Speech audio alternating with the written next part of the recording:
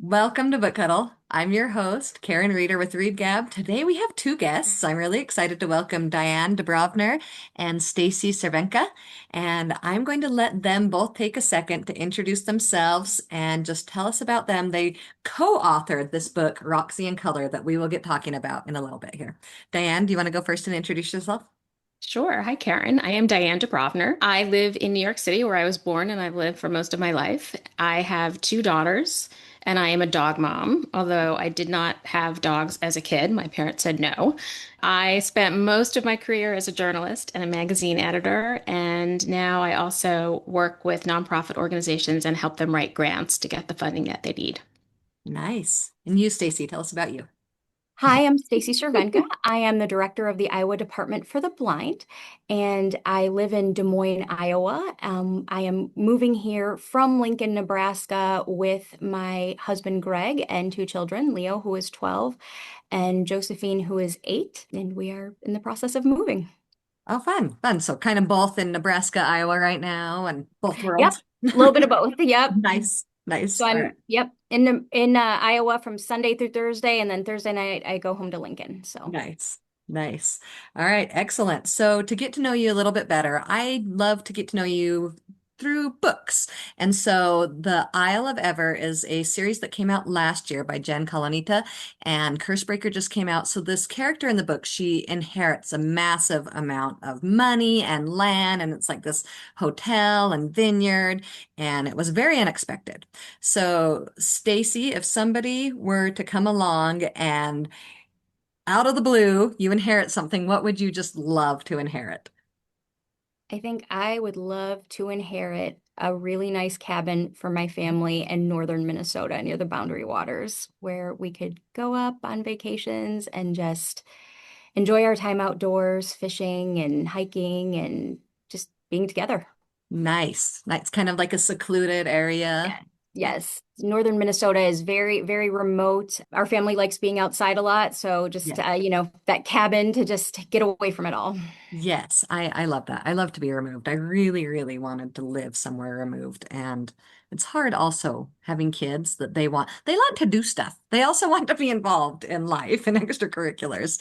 So that sounds perfect just to go and have Luckily, this my kids love vacation. fishing, so they're hugely into fishing with my husband. So. Perfect. I love it. All right, Diane, for you, we've got James and the Giant Peach. And so this kid shrinks and then grows, isn't it? Doesn't he shrink first and then he grows? I can't remember. Yeah, he It's the shrinks to get James. inside the peach. Yeah. Anyways, he befriends insects and they become his really good friends. So tell us, what insect would you become good friends with? I have such memories of that book and my mother reading that book to me when I was a child. I'm not a huge insect lover, but I do remember the ladybug was my Yeah. favorite character in that book. And I think ladybugs are so gentle. And then all of a sudden they fly and you think, Right? wow, you have these powers you didn't know they had. There wasn't a butterfly in that book, but I have to say I am a little obsessed with monarch butterflies. I just Yeah. think that the transformation from a caterpillar and they just go in that chrysalis and they melt into this goo and they come out as this I just found butterfly out is about the goo just recently that it it's like they become like I've done so nuts. much research about butterflies. It's Yes. amazing. It's amazing. Yeah. Isn't it fun? Like these little things that you find out. I love it. That sounds cool. Tell us, what is Roxy in Color about? So, Roxy in Color is about a 12-year-old girl who is starting seventh grade at a new school on Long Island. And she has a history of having been bullied, partially because her parents are both blind, and partially kind of for her sort of sensitive, artistic nature. And at her new school, initially, she is unsure whether to tell the other kids that her parents are blind because she really wants to fit in. At the same time, she is entering the school mural contest. She is trying to decide whether to take the genetic test that would determine whether she inherits the eye condition that her mother has. And then there is, kind of in the second half of the book, there is a plot involving Child Protective Services, which is a large issue in the blind community. Yes. Oh my goodness. It's incredible. The things I have not thought about as I have been reading Roxy in Color. So many incredible things. So, Diane, can you tell us how you and Stacy got together to end up writing this book together? I was an editor at Parents Magazine for many years, and I wrote an article about blind parents, in part because I met a blind parent and I realized that I didn't know very much about Right. what parenting as a blind person entailed. And I was very curious, and I figured if I was curious, that readers of the magazine would be too. So I interviewed a lot of moms and dads, and Stacy was one of them. I interviewed her husband too. And the article came out in 2019, and we stayed in touch. And while I was working on the story, I just started thinking about a 12-year-old girl and what would it be like to have blind parents and to deal with some of the misperceptions and unfair treatment that the parents had told me that they had experienced. And a lot of the scenarios that came to my mind just felt like they belonged in a middle grade novel. And once the idea grabbed onto me, I couldn't let it go. And so I started working on the story myself and then decided I really needed a partner. And I asked Stacy if she wanted to work on it with me. And I was just thrilled when she said yes. Excellent. Well, I love when you said middle schoolers. I love that one of the characters, the YouTuber in the book, she's not really a big character, but one of them watches a YouTuber, right? This Lena. And Right. she talks about when she was in middle school. And I really liked this because it was hard for her to embrace this because it happened in middle school that she went Mhm. blind, right?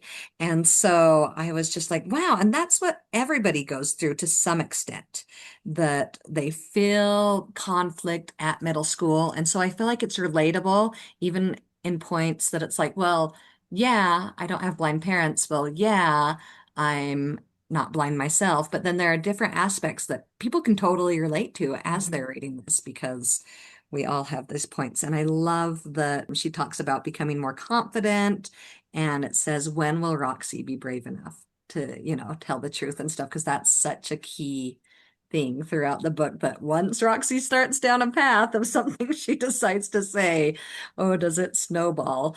And you feel the effects of it. But I wanted to ask my next question based on actually a quote from the book that it's let's see, Charlie, who the Roxy's parents and Charlie's parents are both blind, all blind, and they're friends, they're old friends. They're meeting back up for dinner, and Roxy hasn't talked to Charlie in a very long time. Both Roxy and Charlie, both of them are sighted, and they're talking at dinner. It's been many years since they've seen each other, but Charlie says to her, "We're artists, you and me. It sounds kind of cheesy, but people say artists feel things more deeply, and we care about a lot of people.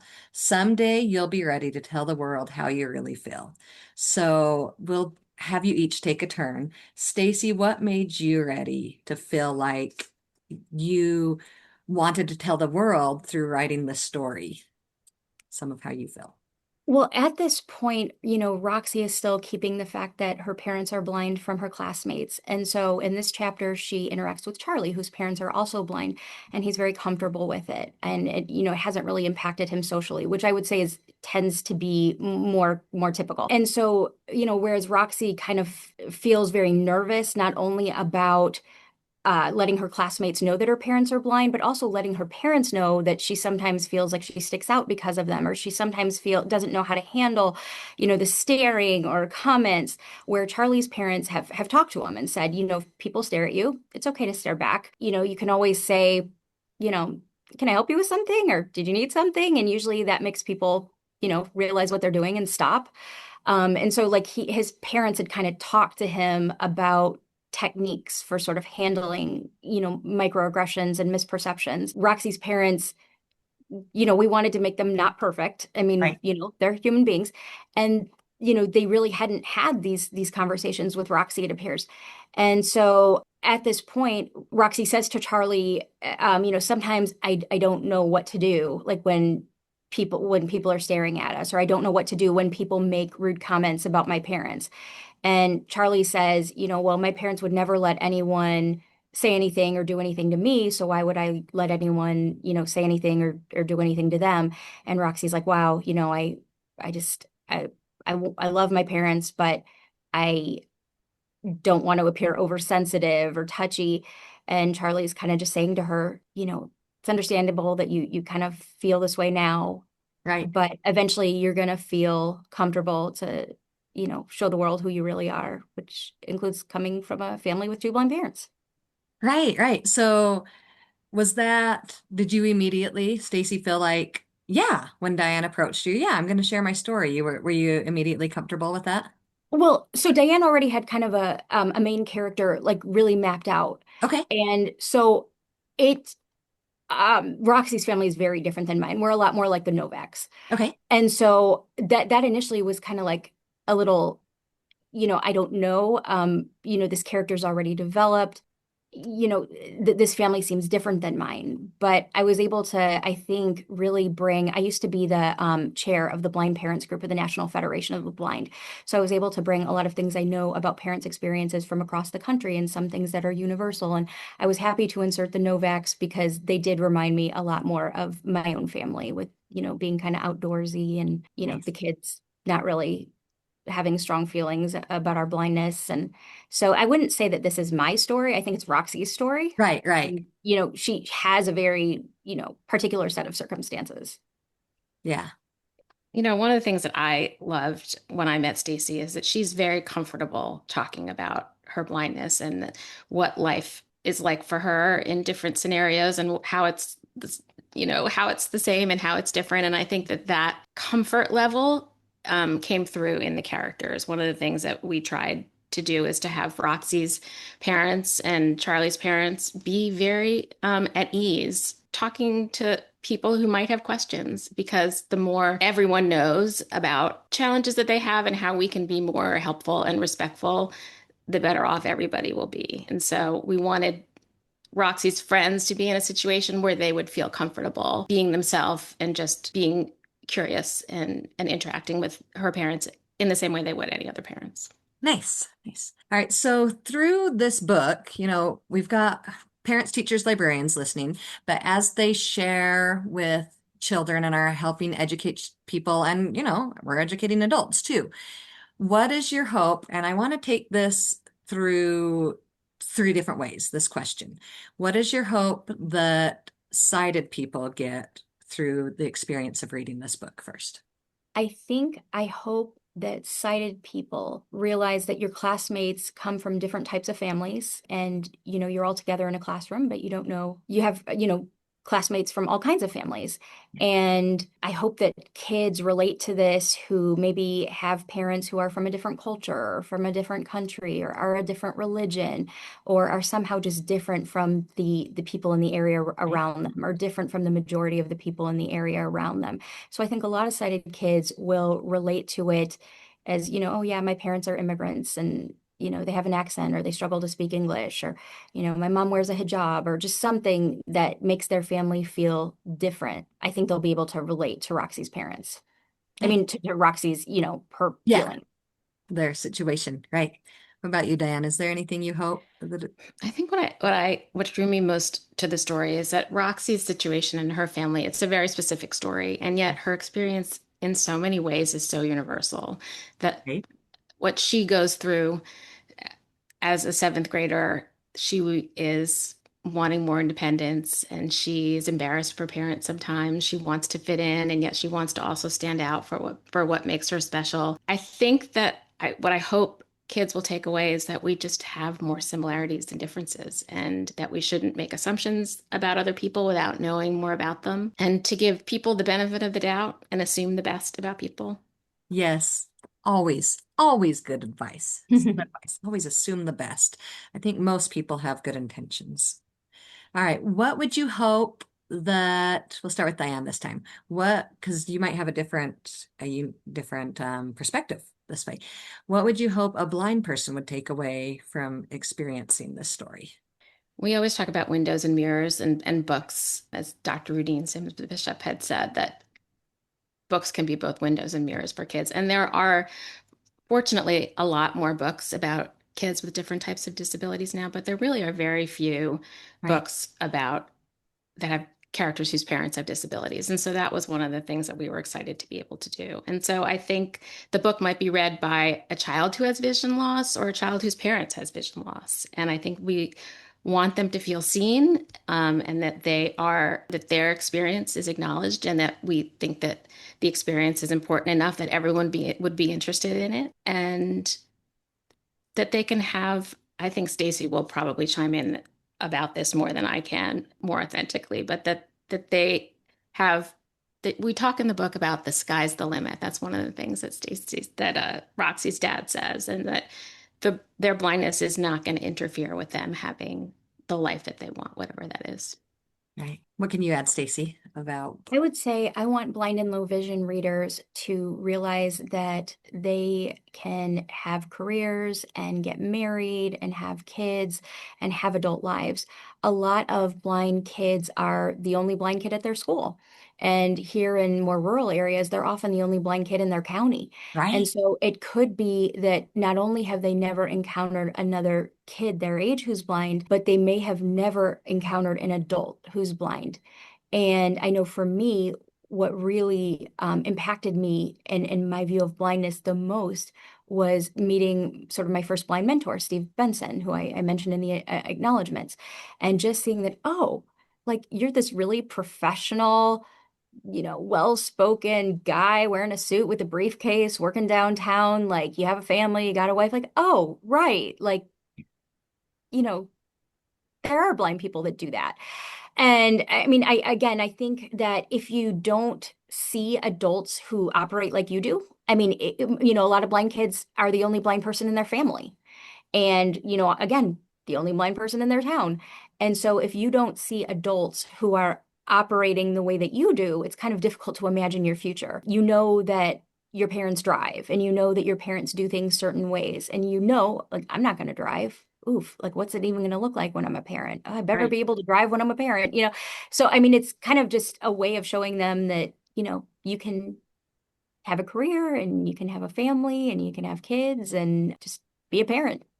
I love that. I hadn't thought about that. Like kids who are born blind in a sighted home and they need to see successful adults who are blind. I very much relate to that on that I have a child who was diagnosed ADHD, and I have assumed for many years that I'm ADHD, but I just haven't gotten Same. diagnosed because I can research and I haven't seen quite the need. But I said to him last year when he was really struggling, I said, would it help you if we find out if I'm ADHD? Because I think I am. And for one, it surprised him that I think I am. And for two, he's like, yeah, because Mom, you do a good job in life, and I don't see how I can. And yeah, that's powerful for kids to see Mhm. examples And of people being successful like them. and that's one really important aspect that, we weave into our youth programs and our programs for, middle school and high school blind kids. We staff them with, blind role models who are in college or who have careers. It's just so important that blind kids meet not only peers, but also adults who are operating the same way they do.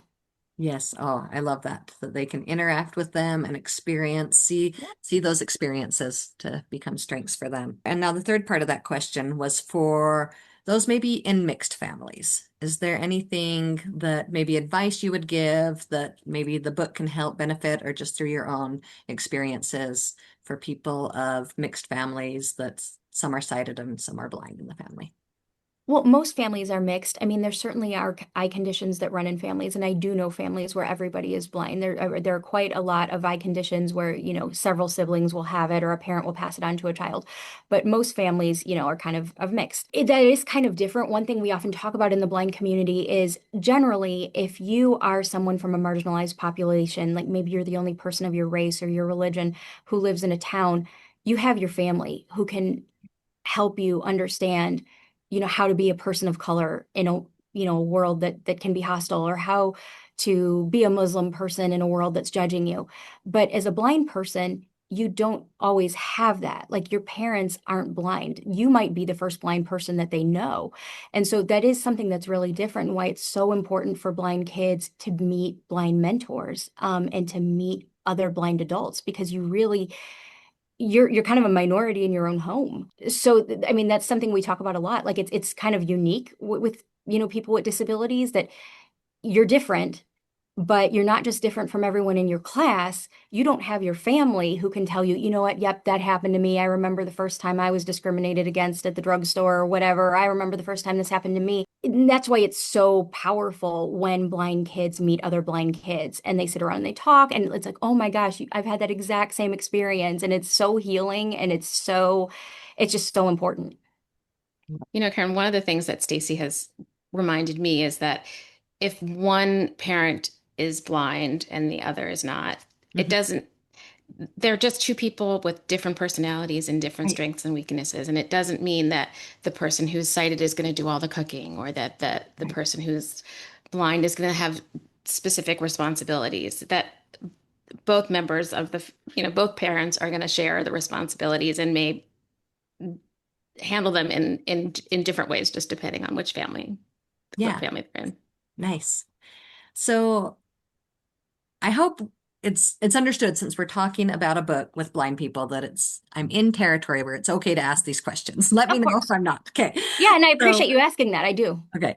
Good, good. So I've wondered the best way to teach my kids, the best way to approach people who are blind. Like sometimes people are, don't stare at somebody who has a obvious physical disability. And then my friend who has a daughter with a trach tube, she was talking to me and said, I like it when kids will come up and ask. I want to explain and tell the kids it's okay to ask and to know. So where's that balance between asking and because it's not generally polite to go ask somebody about it that you don't know who's blind, right? Correct. So I think it really depends whether kids are asking you or whether adults are asking you. Okay. So when kids ask me questions, and I think most blind adults feel this way, when kids ask us questions, we're happy to answer because we want them to grow up knowing. We want them to grow up, knowing. But as an adult, if you have like a blind coworker, it it's not okay to ask that unless you would be okay with them asking you something like, "So, you're divorced. What happened? Like, Right. why are Yes. you bald?" Like, Consider like because often the answer is very personal. So, yeah. like one thing my husband is okay with sharing is that he's blind due to a self-inflicted gunshot when he was 17. I know blind people who have, been blinded in drunk driving accidents. You don't want, so, I mean, somebody isn't necessarily wanting to go into their whole history Yes. with you, you know, while you're passing the peace at church or something, like, and I mean that happened to us. And so I think like with kids, almost everybody is okay with answering their questions. With adults, so my line that I always use with Uber drivers when they ask me like, so how long have you been blind? Or like if they ask me about my blindness, my response is, why do you want to, oh, or oh, why do you ask? Hmm. and and I think it causes them to reflect like Yes. why am I asking this?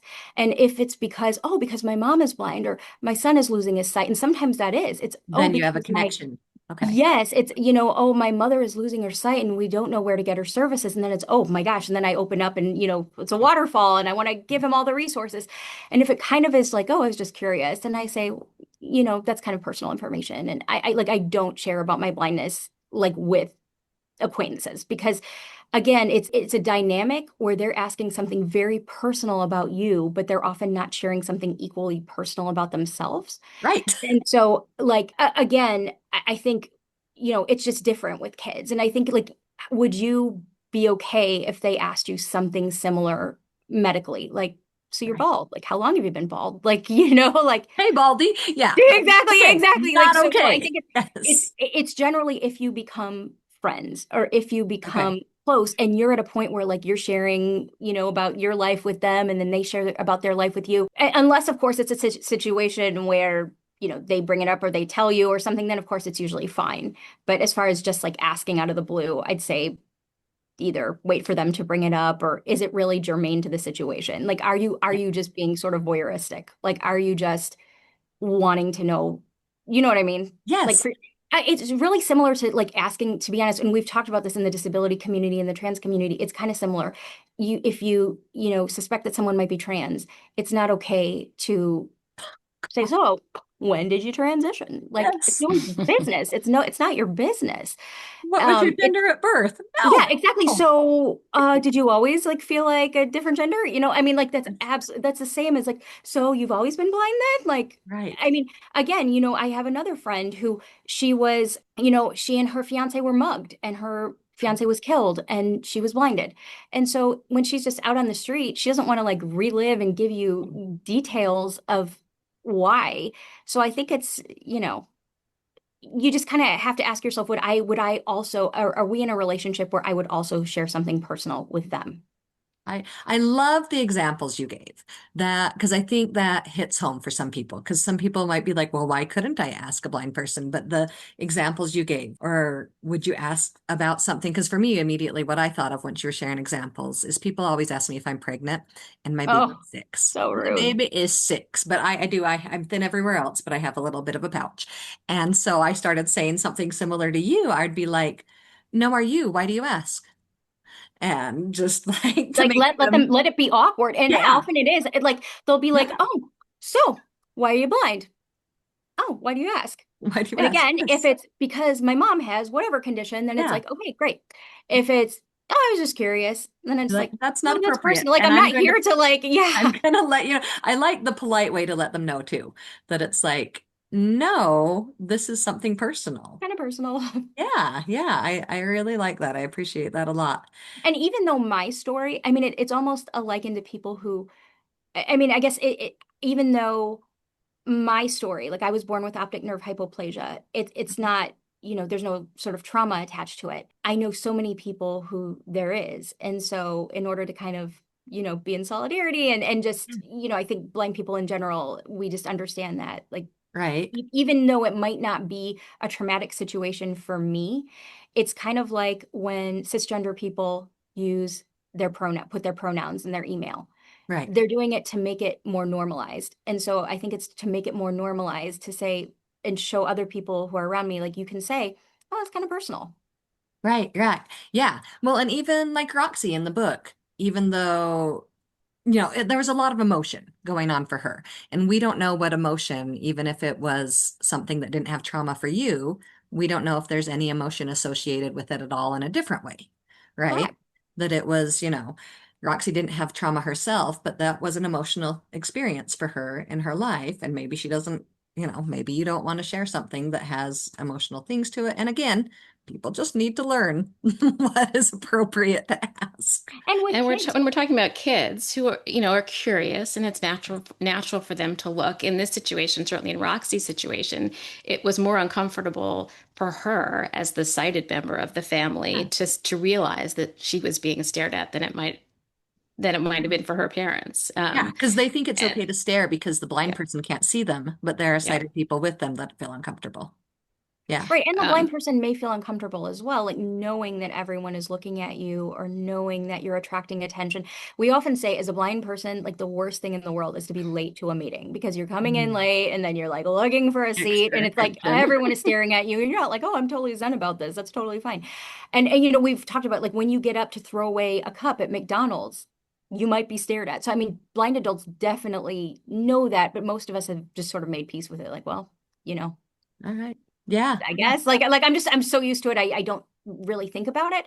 But Roxy as a kid, she's really thinking hard about it. And I think that's why Charlie's family, giving kids something to say, like giving them like and sometimes even practicing with them as parents. Yes. Like, I love what that. do you Yes. say? Like when somebody does this, what do you say? Like, okay, if they're staring at you, well, often you can just look at them, and sometimes that'll just break the stare. Like once you like look at them, they're like, oh, I Yes. was I like staring. that he even puts his hands on his hips when he turns to Right, stare exactly. like, And then you can say the whole do you need something? Like, can I help you with anything? And then yeah. if that's still, then you can, put your hands on your hips or be like, what's going on?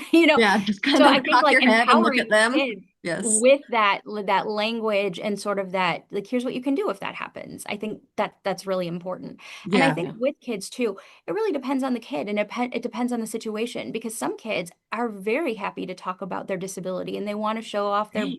their electronic braille display, and Yes. it's a way for them to connect with other people. Like, oh, you're interested in this about me, and now I'm going to tell you it, and then we'll be friends.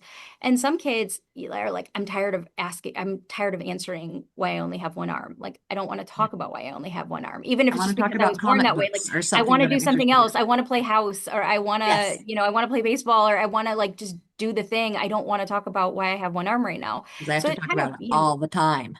yeah, Yes. There's Yes. a scene in the book where Roxie and Charlie's family go out to dinner, Yeah. and Roxie's mom has a guide dog. We haven't talked about this yet, but their guide dog is a character in the book, and they're given a hard time at the restaurant because they don't realize that it's the law that guide dogs are allowed into a Yeah. restaurant.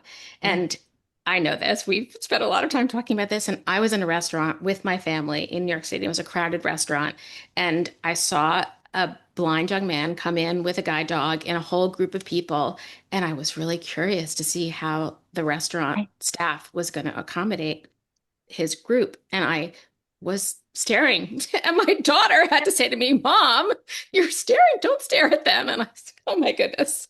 And I was doing it just because I really wanted to make sure that they Yeah, were to make treated sure well. that they would But respond right. Yes. So, on that, what about how can people, if they don't have a friend who's blind, do you have any good YouTube channels or just something they can go get some articles, maybe a website that might be an informative so that they're not reading like, weird. nonfiction that, is just so something informative that is consumable. Well, I think Molly Burke's YouTube channel is a great place to start. I mean, Okay, she has a great. lot of videos about different aspects of her blindness and different aspects of her life, and then other things that aren't necessarily always connected to blindness. She also has a great autobiography that's out right now. Nice. So, I mean, I think she is a very like good, entertaining way for people to start. Another movie that we actually just showed to our new staff today at our new staff seminar is called Do You Dream in Color? It's probably the best like documentary that's ever been made about blindness, and it shows four blind teenagers who are trying to like reach their dream of something, like whether it's studying abroad or playing it playing a gig with his band or whatever it is. And so I think Do You Dream in Color is a great documentary. And I think, but it's, very, very engaging. I think Molly Burke's YouTube channel is also very good. You can also get information about blindness at the National Federation of the Blind at nfb.org, Nice. or at the American Council of the Blind at acb.org. Nice. Thank you. Thank you. Because, some people want to have a friend, but they don't. So they want to know, where to start to learn something. Like Yeah. I like this YouTube channel that goes throughout. Like she has 5 things that sighted people may not understand about blind people. And it seems like that's probably just a quick little episode, that there's probably some very good, quick consumable things. And I like Dad likes to talk about expectations.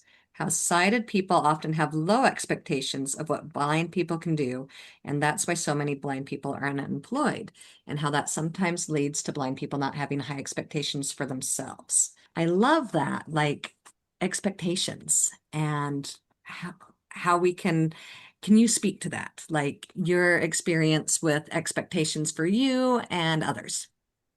So I mean, so for me, I was your classic 90s latchkey kid. Okay. From fourth grade on, I mean, my parents sometimes worked until 11 at night. So I was the oldest child. I was expected to come home and watch my younger sisters and make sure we all ate and we all played outside, and we were allowed to just kind of like live. But I mean, I had a lot of responsibility. Like, mom and dad didn't even sort of think about it. Like, Right. you know, they expected that I would watch over my sisters. And so I think like that has, that's really influenced me. I mean, I've never, you know, I had those expectations at a young age. However, I mean, it is often common, and we sometimes call it the soft bigotry of low expectations. We have kids who in school, it's not expected that they're going to read well because, oh, they're blind, not understanding that you can read Braille as fast as you can read print. Oh, it makes sense that they can't spell, they're blind, or, it's probably not possible for them to do geometry, or it's probably not possible for them to take science. And so, the expectations are low, or it's, oh, he's doing so well. Like, even though he, might be a C student, if he's doing anything at all, we're impressed. And so then, like, when he graduates high school and he hits the job market, he's not competitive. Right. And so that really hits blind kids a lot. That's something that we deal with a lot. I've talked a lot about it today, actually. A lot of times, schools or parents, they don't necessarily have high expectations for their kids. And then so when they show up at, transition age programs, they're not even ready to begin talking about what kind of career are you interested in, or they're not ready to have these internships or volunteer yet because they really just haven't gained those skills. And so, I mean, having high expectations for blind kids is so important, because your employer is going to have high expectations of you, or they're not going to hire you. Right. I mean, they're not going to hire you. So, I mean, you Yes. have to have those high expectations. I love that. I love the thought that we can have more conversations too, whatever assumptions people might make about blind people, that this book is so informative. And then also it makes great conversation starters regardless. Like it'd be like, okay, what expectations do you have for yourself? Hmm. Whoever you are. It's just so full. It's got all of these great topics and themes, and then a powerful story, the dog point, that I think we've got to get over and touch on this because I didn't know going in we were going to have all occasional point of view of Nash, the dog.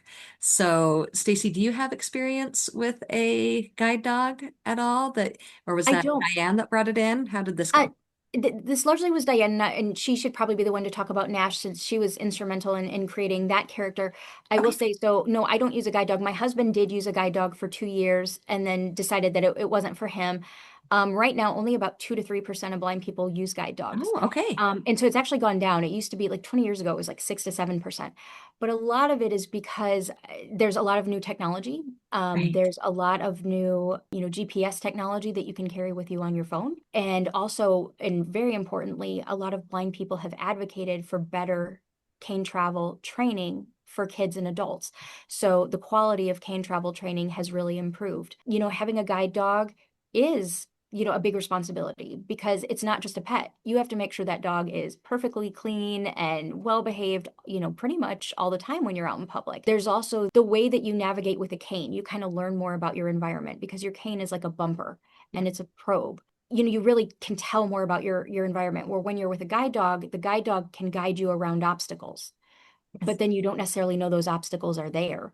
Or those landmarks are there. When you use a cane, you use what those obstacles as sort of landmarks. So even a lot of guide dog users will carry like a collapsible cane Oh, okay. in. So they have both Yeah, options. yeah, or they won't necessarily use it at the same time, but let's say they're in an unfamiliar environment. Sometimes being Right. in an Okay. unfamiliar environment with a guide dog is stressful, because you don't know how to direct the dog, because you don't know the environment either. So Right. using your cane helps you to kind of learn more about your environment as you're using it as a probe and a And then drop-off the dog would detector. And heel much closer, maybe, or well, and then once you kind of have an idea of like, okay, I'm by a wall, okay, like, there's doorways or something, then you can direct your dog accordingly. They're two very different forms of orientation and mobility, and some people Mhm. like one and some people like the other. Sometimes we say it's like, do you want to drive a truck or do you want to drive a car? Like it's really your Yeah. decision. Okay. Um, Okay. but I'd say, as cane travel training has, greatly improved and proliferated, it is less common. Okay. And yet, the people who have dogs and make the decision to have to be handlers of guide dogs have an incredibly close, important bond with their dogs, and it's a relationship that is like none other. And I think that in the book, Roxie has a good relationship with Nash on her own, even though Nash is her mom's guide dog, Right. and they're in a way, Nash is her closest companion at the beginning of the book because she didn't have a lot of friends at her old school. And in many ways, Nash's ability to be a good partner, he's a partner to Roxy's mom, and Hmm. he is a companion to Roxy, teaches Roxy about what a good friend can be. I think guide dog or non-guide dog, that we can learn a lot about dogs' attitudes towards life. They love their humans unconditionally. They never judge you. They never hold a grudge. They're always happy to see you. They show affection when they care about you. And I think that relationship taught Roxie a lot. Yes, I love how much we get from this perspective, this unique perspective of how you're picturing things from a guide dog's perspective and what we learn from that. Like when he actually I can't remember if it was the dog's chapter, but he didn't take the treat, right? When the lady was offering it or whatever. So did you get extra research doing with the guide dogs that you went and met more people with guide dogs I and you did a did dogs? tremendous amount of research about guide dogs. I All got right, tell us a little bit sort about of that because obsessed and we've went got down a that. rabbit hole about guide dogs. And it's really, I mean, the training is phenomenal. They really have to work hard. It's a job. And a lot of what they need to learn how to do is not natural for a dog. I mean, in terms of not taking treats, I watched, there's a one documentary with what the final test for a dog was they took him to a restaurant and he needed to settle and be quiet in the restaurant. And then they would offer him a piece of steak. And Oh, the man. dog had to turn his head and say no. And so they really have to learn to put their job and safety of their partner first. And when they're off duty, they can just be a regular dog. I think that was one of the things that was really interesting to me that I learned initially was that when a guide dog is wearing the harness, the dog knows that now I'm working, and that's just the signal to the dog. But when the dog gets home, their partner doesn't need guidance at home. And so the dog is just able to be Go have a its pet, lovey or have a whatever pet, it to wants be to a go pet, do. to have time off, and he's off duty and he can hang out with other members of the family. And I think that that was an interesting part of being a guide dog that I hadn't known about and that I think kids will be interested to learn about. I love it. I And I love think it's also really interesting that like guide dogs have to show that they like working, that they like their job, that, they yes. find a purpose in this. So usually, when puppies are born in a guide dog school, they'll go, they'll eventually, for a while, they'll live with a puppy raiser. Each school kind of does it differently, but they'll live with a puppy raiser for about a year. And that puppy raiser kind of just teaches it basic obedience, just sort of very basic, like socializing it to be around people, teaching it basic commands that you might teach any dog. And then it goes back to the guide dog school where it receives, again, each guide dog school is different, but usually, 6 to 8 months of training, on its own, just learning how to be a guide. And then eventually it gets training with the blind person for 2 to 4 weeks, again, depending on the school. And now it's actually a lot shorter than it used to be. And the guide dog has to show not only that it can do all those things that Diane mentioned, but that it likes it. And so you'll see a lot of guide dogs, like as they're working, like their tail is wagging or they're looking Yes. happy. And it's, I mean, we as people like having a purpose. We Yeah. as people like going somewhere each day and being around other people and having experiences. And so, guide dogs in a way are kind of lucky. Like, they're not at home for 8 hours by themselves. Like Yeah. with It's with their the that ones that, yeah, that want they're to do with their this, right? handler. Like we say, don't feel sorry for guide dogs because, the guide dog is going to, taking the bus, going to work, around people all day, like, kind of having experiences and sort of having that stimulation. And so the guide dogs who make it through the process, like they have to show that they really like it and they like being a guide and That's neat. that I love that, Stacy, that it's like they get to be successful in what they're happy with. Otherwise, they're put in a home that they are happy with doing something else. it's called the career change. Nice. A Right. And career. there are dogs who go on to be other types of working dogs. And I think that the personality of a dog often dictates. If you're a super active dog and curious constantly, you might do better off as a bomb sniffing dog because you just want to get in there and sniff around and explore. And that there are dogs whose personalities are better suited to be guide dogs. Nice, nice. All right. As we wrap up, I'd love to know a book from each of you. We'll start with you, Diane. What is a children's book that has impacted you that you just love? A recent book that I loved was Finding Lost by Holly Goldberg Sloan that came out last I year. don't know this. It does have a I've heard of wonderful it. dog character, Okay. and it's about a girl who has lost her father and is making her way. There's also a really nice relationship between her and her new stepfather. And I think that step-parent relationships often have a bad rap. And it was a lovely book to see her come into her own and realize that you can have more people in your life who love you and that's a good thing. Nice. Nice. What about you, Stacy? Can you share a book with One us? book that I've read recently that I really like is If You Find This Letter by Ona Gritz. Okay. And she is an author who has cerebral palsy, and it's very similar to Roxie in some ways, some of the themes. Okay. It's a middle grade novel in verse, and it's about a girl who her mother is an amputee. And, it has some of the same themes as Roxie, where she's kind of figuring out how her mom's disability has impacted her life. And essentially, in the end, kind of realizing that, if my parents weren't my parents and if they weren't who they were and had the lives they had, that I might not be here, that our family really is, that they feel lucky that they have the families they do. And they realize like how lucky they are and how happy they are in their families. Love it. Thank you, Stacey. I'll have to look that one up. I haven't heard of that one at all, actually. So I will look into that. And then just thank you, Stacy and Diane. I love this book. The story is just fantastic. I feel like you can't not learn in this story a phenomenal amount, but it's just got a great story about middle schoolers and so many things that middle schoolers face.